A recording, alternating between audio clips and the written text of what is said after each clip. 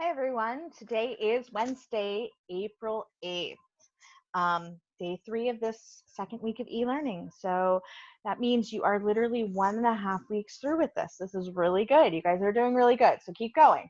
Um, a few announcements first.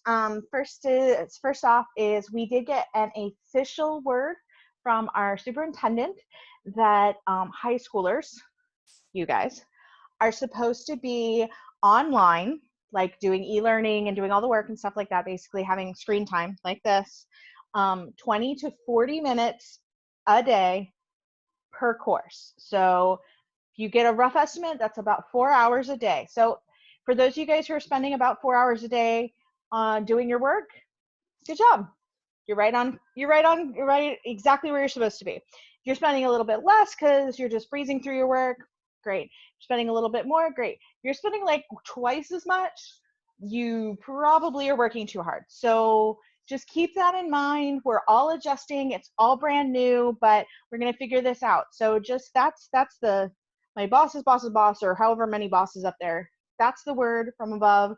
That's what we're all paying attention to. So again, we're all figuring this out, and you guys are doing a great job. I promise you guys are doing a great job. We're making this work, guys. We're making this work.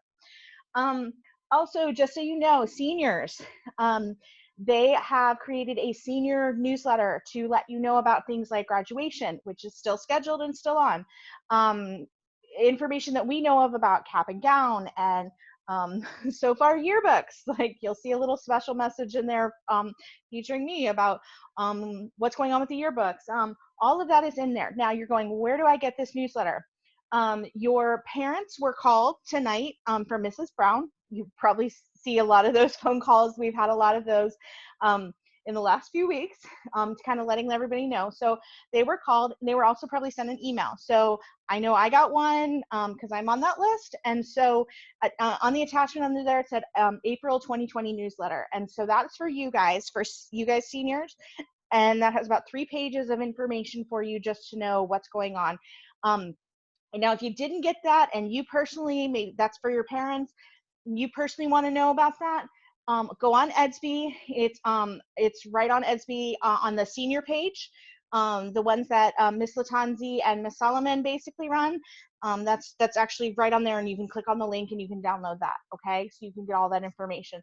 If you have no idea where to get that, I have a copy, so you can send me an Edsby message and I'll send you one if you have no idea how to get a hold of that.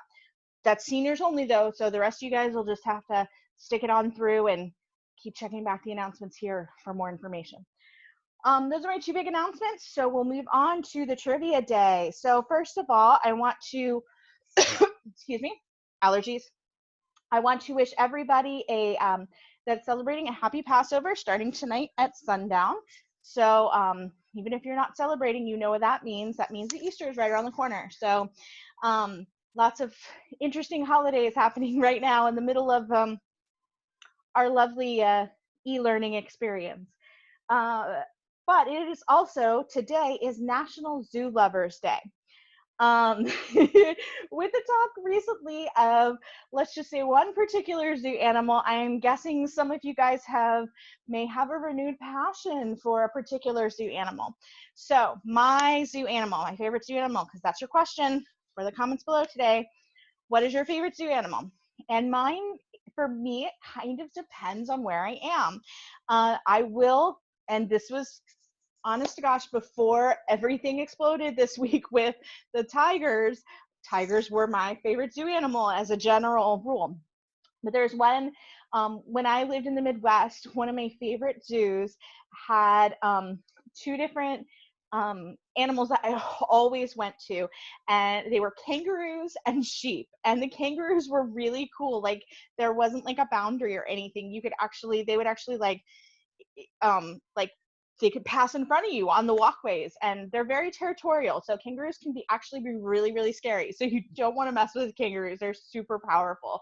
And then the sheep, they actually had this you could put a quarter in and you could get like this feed, and you could actually stand there and feed the sheep, which, let me just tell you, sheep are really greedy. They see food and they'll chase you down. Like literally, if they thought you had food, they would literally like run after you and like stalk you through the sheep yard that was there. Anyway, But in Florida, I would have to say my favorite zoo animal would be the manatee, because I have a personal fondness for manatees. I think they're amazing and sweet, and yes, still endangered. So be careful out there, boaters. Just yeah, I always have a soft spot for the manatees. So I know I said 4, and feel free, comment below. Do your 4. Do your 17. I don't care, or just do the 1. What's your favorite zoo animal? We're going to talk about animals. I mean, we've been talking about animals anyway with this silly Tiger King, whatever that is. That's, um, it's part of our experience, guys. This is where we are. Anyway, stay safe. Miss you guys.